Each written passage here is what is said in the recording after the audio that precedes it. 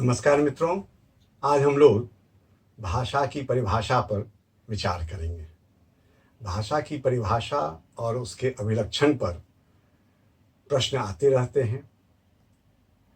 छात्र भी हमसे पूछते रहते हैं।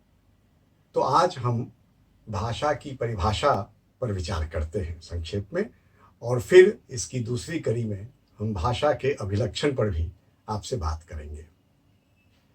भाषा शब्द भाष धातु से निष्पन्न हुआ है।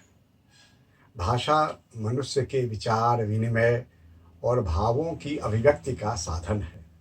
अर्थात भाषा एक माध्यम है जो मनुष्य के विचारों और मनोभावों को दूसरे तक संप्रेषित करता है।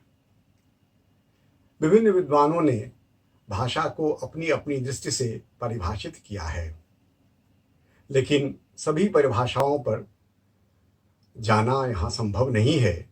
मैं कुछ महत्वपूर्ण परिभाषा जो विद्वानों के द्वारा दी गई है उसकी चर्चा कर लेंगे, और उसके बाद जो एक निकलकर भाषा की परिभाषा और अवधारणा बनकर उभरकर सामने आती है उस पर बात करेंगे। प्राचीन काल में महर्षि पातंजलि ने लिखा है कि व्यक्तावाचि वर्णा येषां तो इमे व्यक्तवाचः, अर्थात जो वाणी वर्णों में व्यक्त होती है उसे भाषा कहते हैं। कालांतर में अनेक विद्वानों ने भाषा को परिभाषित किया है। यहाँ कुछ महत्वपूर्ण परिभाषाओं का उल्लेख किया जा रहा है। डॉक्टर श्याम सुंदर दास ने भाषा को परिभाषित करते हुए कहा है कि मनुष्य और मनुष्य के बीच वस्तुओं के विषय में अपनी इच्छा और मति का आदान प्रदान करने के लिए व्यक्त ध्वनि संकेतों का जो व्यवहार होता है, उसे भाषा कहते हैं। अर्थात अपनी इच्छा और मति का आदान प्रदान करने के लिए व्यक्त ध्वनि संकेतों को भाषा कहा जाता है। डॉक्टर बाबूराम सक्सेना ने भाषा की परिभाषा इस रूप में दी है: जिन ध्वनि चिन्हों द्वारा मनुष्य परस्पर विचार विनिमय करता है उनको समष्टि रूप में भाषा कहते हैं। अब समष्टि रूप में जिन ध्वनि चिन्हों, देखिए ध्वनि चिन्हों की बात सब कर रहे हैं। भाषा विज्ञान के प्रसिद्ध विद्वान डॉक्टर भोलानाथ तिवारी ने भाषा की अधिक व्यापक परिभाषा देते हुए कहा है कि भाषा उच्चारण अवयवों से उच्चरित यादृच्छिक ध्वनि प्रतीकों की वह रचनात्मक व्यवस्था है जिसके द्वारा एक समाज विशेष के लोग आपस में विचारों का आदान प्रदान करते हैं। भाषा विज्ञान के प्रसिद्ध विद्वान सुकुमार सेन ने भाषा की जो परिभाषा दी है वह संक्षिप्त और परिमार्जित है। उन्होंने भाषा की परिभाषा इस रूप में दी है कि अर्थवान कंठ से निःसृत ध्वनि समस्त ही भाषा है। अर्थवान कंठ से यानी कि वह अर्थवान होना चाहिए। इन परिभाषाओं में जो जो विशेष गुण दिए गए हैं इस पर हम बाद में चर्चा करेंगे। हिंदी साहित्य के प्रख्यात आलोचक और विद्वान डॉक्टर देवेंद्र नाथ शर्मा ने भाषा की परिभाषा इस रूप में दी है: भाषा यादृच्छिक रूढ़ उच्चरित संकेतों की वह प्रणाली है जिसके माध्यम से मनुष्य परस्पर विचार विनिमय, सहयोग तथा भावाभिव्यक्ति करते हैं। इसी प्रकार डॉक्टर बाबूराम सक्सेना की भी परिभाषा हम यहाँ जान लेते हैं। उन्होंने भाषा को परिभाषित करते हुए कहा है कि जिन ध्वनि चिन्हों द्वारा मनुष्य परस्पर विचार विनिमय करता है उनको समष्टि रूप में भाषा कहते हैं। इन भारतीय विद्वानों के विचारों के अतिरिक्त आइए हम यहाँ कुछ पाश्चात्य विद्वानों के द्वारा दिए गए भाषा की परिभाषा जान लेते हैं। हम एक दो विद्वान की ही चर्चा इसमें करेंगे। मैक्स मूलर के अनुसार भाषा और कुछ नहीं केवल मानव की चतुर बुद्धि द्वारा आविष्कृत ऐसा उपाय है जिसकी मदद से हम अपने विचार सरलता और तत्परता से दूसरों पर प्रकट कर सकते हैं और चाहते हैं कि इसकी व्याख्या प्रकृति की उपज के रूप में नहीं बल्कि मनुष्यकृत पदार्थ के रूप में किया जाना चाहिए। ये मैक्स मूलर की परिभाषा है। क्रोचे ने निम्न रूप में भाषा को परिभाषित किया है। उन्होंने कहा है, language is articulate, limited, organised sound employed in expression. अर्थात भाषा उस स्पष्ट, सीमित, सुसंगठित ध्वनि को कहते हैं जो अभिव्यंजना के लिए नियुक्त की जाती है। चॉम्स्की ने भाषा को परिभाषित करते हुए कहा कि I will consider a language to be a set of sentences each finite in length and constructed out of a finite set of elements. उन्होंने जो कहा है वह इस रूप में आप समझ सकते हैं कि मैं भाषा को वाक्य का एक समूह मानता हूं जिसमें प्रत्येक अपनी लंबाई में सीमित हो और सीमित तत्वों के एक समुच्चय द्वारा निर्मित हो।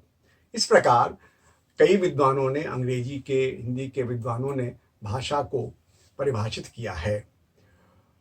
इस प्रकार जो भोलानाथ तिवारी, देवेंद्रनाथ शर्मा आदि के विचारों से जो भाषा की एक परिभाषा बनकर उभर कर सामने आती है, उन बिंदुओं को लेकर एक समग्र परिभाषा यदि हम बनाएं तो हम कह सकते हैं भाषा उच्चारण अवयवों से निहित, विश्लेषण योग्य, सार्थक, यादृच्छिक ध्वनि प्रतीकों की व्यवस्था है जिसके माध्यम से समाज के एक विशेष वर्ग के लोग परस्पर विचार विनिमय करते हैं।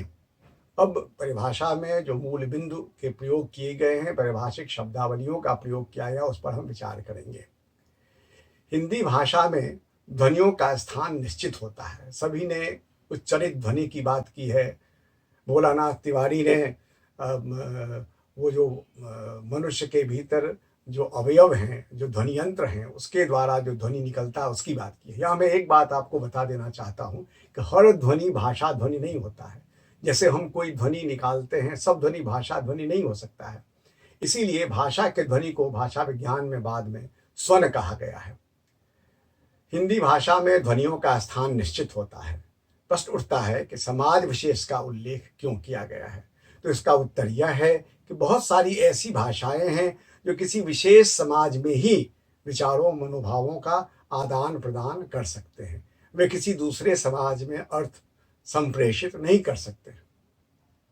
यह जो व्यक्ति तमिल जानता है, वह व्यक्ति उसके माध्यम से विचारों, मनोभावों का आदान तो कर सकता है, लेकिन हम उसे उस रूप में नहीं समझ सकते हैं क्योंकि हम तमिल नहीं जानते हैं। लेकिन तमिल भी भाषा तो है ही। इसी प्रकार जो व्यक्ति हिंदी नहीं जानता है, उसके माध्यम से हम विचारों, मनोभावों का आदान प्रदान नहीं कर सकते हैं। इसलिए समाज विशेष का उल्लेख परिभाषाओं में किया गया है। अब आइए इन परिभाषाओं में प्रयुक्त कुछ शब्दों पर विचार कर लेते हैं।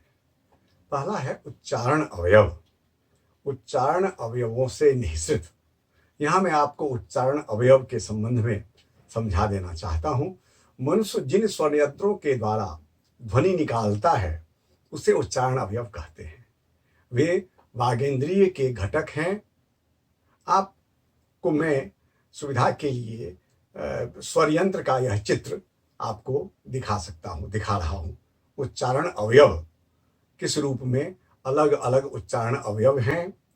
स्वरयंत्र है, स्वरतंत्रियाँ हैं, स्वरयंत्र मुख है, ग्रसनिका है, काकल है, मुख विवर है और तालु, कोमल तालु है, मूर्धा है, कठोर तालु है, वर्ष है, दंत है, ओष्ठ है, जिह्वा है, नासिका विवर है।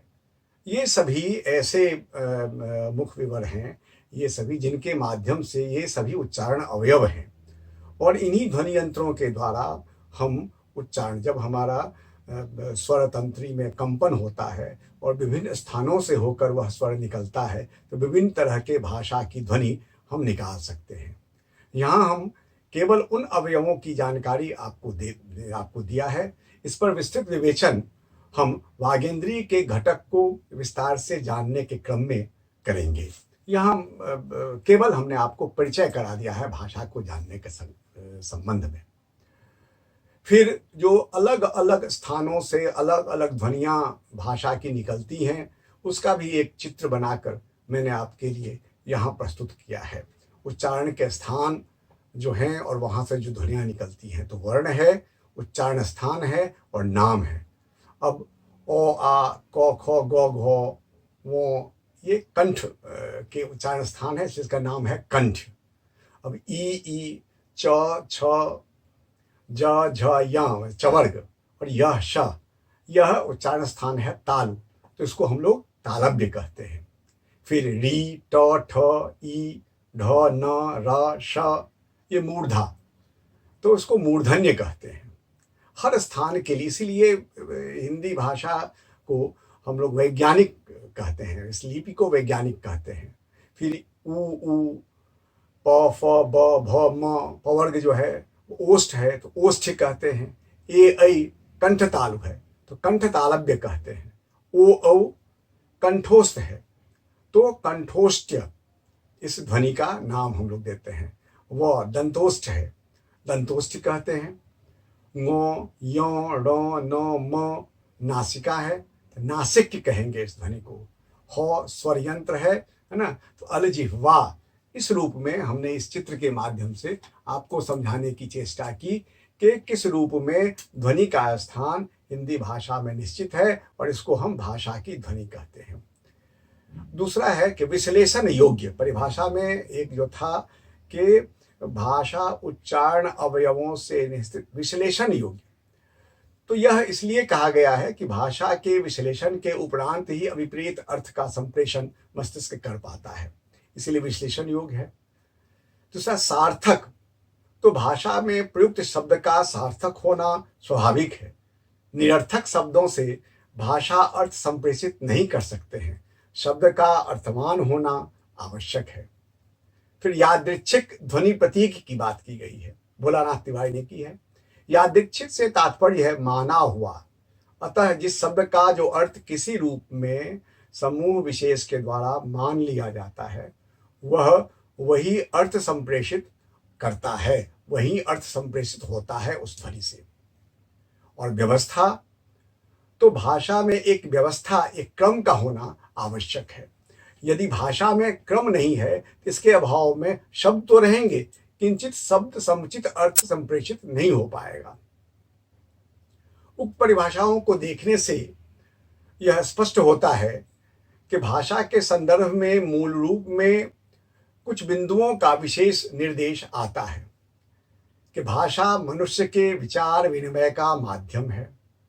दूसरा कि भाषा उच्चारण अवयवों से निःसृत ध्वनियों का समूह है। तीसरा, उच्चरित ध्वनियां विश्लेषण योग्य होती हैं। चौथा, भाषा में प्रयुक्त ध्वनि समूह सार्थक होते हैं। इन परिभाषाओं जो बातें आई हैं। पांचवा, ध्वनि समूह के अर्थ यादृच्छिक होते हैं। छठा, कि भाषा का प्रयोग निश्चित समाज में होता है जो उस व्यवस्था को समझता है। और अंत में कि भाषा के प्रयुक्त ध्वनि प्रतीकों के समूह में एक व्यवस्था होती है, भाषा के ध्वनि प्रतीकों के समूह में एक व्यवस्था होती है। इस प्रकार हमने भाषा की परिभाषा के बारे में जाना। आज इतना ही। मैं समझता हूँ भाषा के संबंध में आपकी अवधारणा स्पष्ट हुई होगी। बहुत बहुत आप लोगों को धन्यवाद। हम पुनः किसी विषय को लेकर के, भाषा का विलक्षण और भी अन्य विषयों को लेकर के आपके सामने उपस्थित होंगे। बहुत बहुत धन्यवाद।